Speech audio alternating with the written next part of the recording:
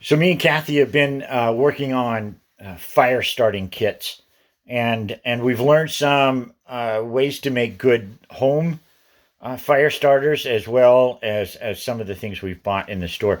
Kathy's going to show us some of these things here, and I'll talk briefly about each one as we go. So of course we got just matches and a striker. I put strike anywhere matches on there, but strike anywhere matches aren't as good as they used to be, and they don't work that well. So next we have I bought this down at the survival store here in Main Street. In fact, I'm going to put a plug in for that guy because they've been really awesome. So what is it? Sofo Survival, and Isaiah has been really good to me so far. Anyway, this is just waterproof matches in a waterproof match kit. Let's go to the next item. So this is a waterproof fire stick. They said that this will burn for at least 7 minutes. It can be used as a flare or a candle, fire starter, or to cook on a small stove.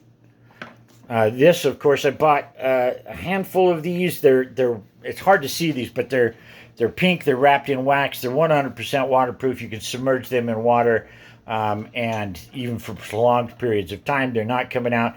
You open it up, fluff it up, light it on fire, and you get 3 or 4 minutes of burn time out of that.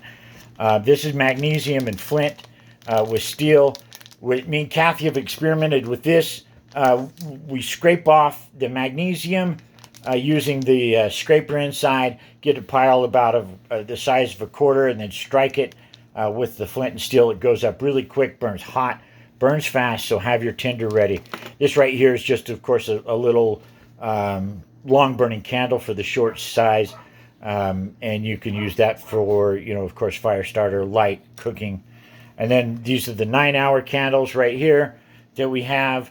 There's 3 in this box, and I don't remember what I paid for it. It's been a while since I bought those, but those are good candles to go. So these are some of the homemade waterproof matches and fire starters that we made. We took Q-tips and matchsticks and then dipped them in nail polish.